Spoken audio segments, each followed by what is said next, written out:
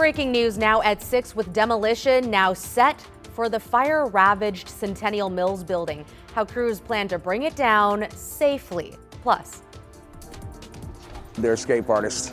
They'll find any way to get out of this yard. Oh, the unexpected adventure of two wayward goats who became internet sensations after trying to hitch a ride on a TriMet bus.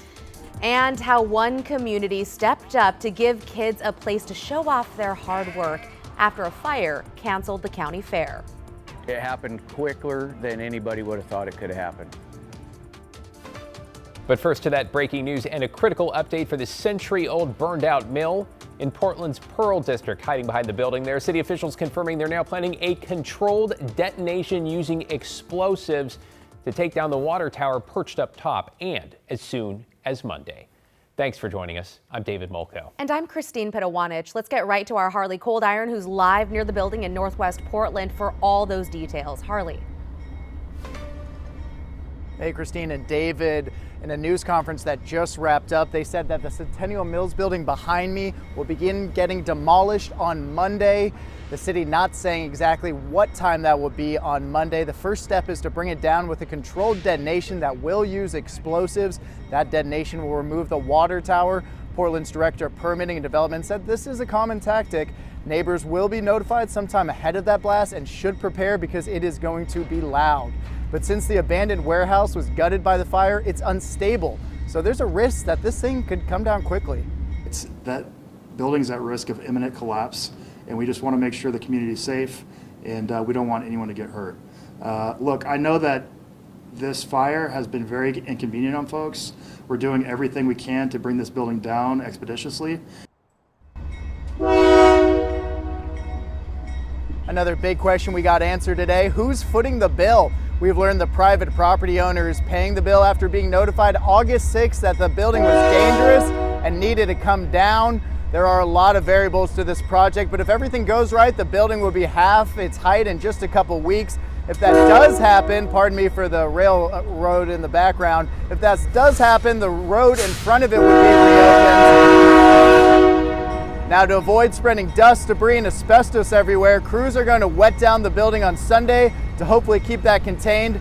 They say safety is their highest priority. And remember, this isn't just a demolition site. It's a scene of an investigation after canines alerted police that there may be human remains inside the rubble. They're going to do everything they can to tear this down and still be able to recover those remains, but it's still all up in the air. They're urging everyone, stay out of the perimeter and keep your drones out of the air. Christine, David. I know that freight train is passing right next to you. Hopefully no hazardous materials in those train cars. Thanks, Harley. In your headlines, we are learning more about what sparked a shelter-in-place order in Northwest Portland on Wednesday. It started last month when police say 33-year-old Joshua Curis approached a parking bureau employee with a knife and slashed his tire, then pried open the car door. On Wednesday, investigators say they spotted Curis in the same area, still armed with a large knife. He took off, they say, at one point, running toward a mother and child. They say an officer hit him with a patrol car to stop him, but he kept running, eventually barricading himself in a backyard and fighting with officers as they tried to arrest him. He destroyed one of our drones. He also used a pipe to heavily damage one of our robots. Curis, who is now in jail, is also accused of hitting a police canine there with a pipe. The officer who used his car to stop him, which is considered deadly force, is now on paid administrative leave per the Bureau's policy. New this evening, Beaverton police are asking for help identifying a man suspected in a bias crime attack. They say on July 10th, the victim, who is Latino, was remodeling a business off Southwest 3rd and Collins when the suspect approached him. Authorities say the suspect seen in these photos told the victim, quote, "You do not belong here," before tackling him to the ground and punching him multiple times in the face. The victim and witnesses say the suspect also yelled racial slurs. If you recognize the man in these photos, contact Beaverton Police. The Coast Guard is sharing video of a rescue on the Washington coast after two kiteboarders were swept out to sea. This happened around 8 o'clock Tuesday night near Grays Harbor. Crews found one woman stranded on a sandbar and a man clinging to a rock jetty. Both were hoisted to safety and treated by paramedics on the ground. To Washington Park now, where the public area on top of the new reservoir is now open to visitors. There is a reflecting pool and plaza, a cascading water feature, and a historic timeline. The reservoir was finished a year ago, though there have been some engineering and construction bugs to work out since. The reservoir holds over 12 million gallons of water underground and provides drinking water for the city's west side. Also, the Hawthorne Bridge will be closed most of the day Sunday for maintenance work. Starting at 6 a.m., crews will be greasing the counterweight cables as part of regular maintenance for the bridge. During that time, no cars, bikes, or pedestrians will be allowed to cross. Work is expected to wrap up by 6 p.m. Chris? Well, sunny, hazy, warm evening out there. Highs for the day across the region. Vancouver got to 80, 79 at PDX. We've slipped down to 77 last check in downtown across the state today. A little warmer off to the east. The Dow's 92, still pretty smoky out there, but temperatures easing back into the 80s. Here's the live look down at Pioneer Courthouse Square from the Pioneer Park building. Another night of live music action. PDX Live continues 6 more nights, including tonight of live music. If you're heading out there, should be a great night in downtown. Currently 79, as we mentioned, at the airport. That is our high for the day. Temperatures between 79 and 80 right now, and then easing back into the low 70s by 10 o'clock. So pretty great night to be out on the bricks. Not a great night to be in the Central Oregon Cascades right now. We have ongoing thunderstorms right now that have just rolled over Santiam Pass over Mount Jefferson. Those are now headed northward into Wasco County, and there's a good chance that the Grasshopper Fire gets some meaningful rain, but also some wind and some lightning in the next 60 minutes. I'll walk you through this and have a look ahead to your weekend in just a few minutes. All right, Chris, that sounds great. To Southern Oregon, speaking of wildfires, where state fire officials are watching a new fire burning near the town of Rogue River that is just east of Grants Pass. It is also visible from I-5 there. It is called the Fielder Mountain Fire. Take a look at this map. It shows where the fire is burning right now and the current evacuation orders. Level 1, 2, and 3 orders are all in place with over 1,000 people under level 3 go now. The Oregon Department of Forestry estimates the fire has burned about 550 acres, and it is 7% contained. The threat is serious enough for FEMA to approve federal money, saying the fire is getting dangerously close to homes, power lines, businesses, a school, and other property around Rogue River.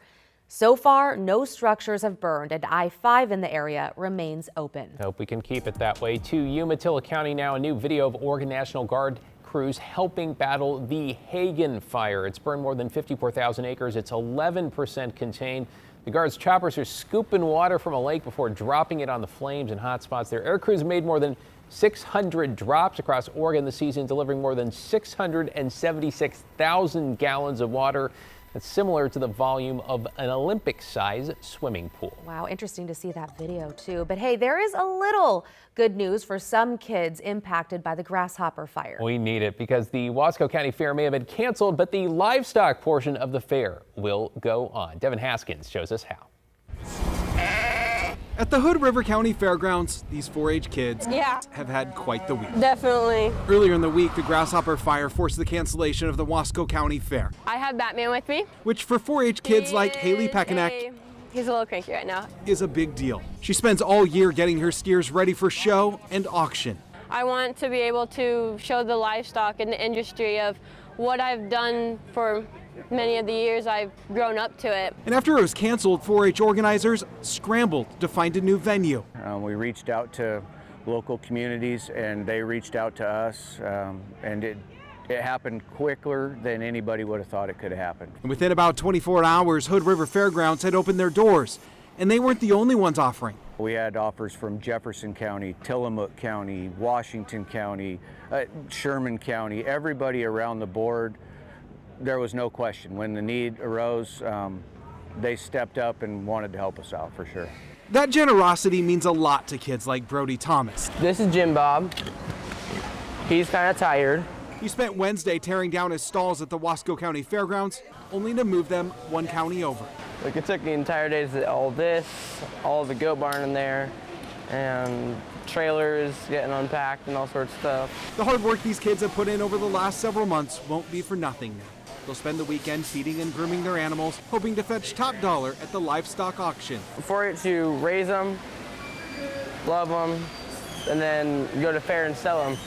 Sunday is the last day at them. The barns are noisy here at the Hood River County Fairgrounds. but full of good noise. And 4-H kids elated that the show will go on. In Hood River County, Devin Haskins, KGW News. Oh, glad those students get to show their animals. And hey, don't forget, we have activated our Northwest Response Fund to help those impacted by wildfires in the Northwest.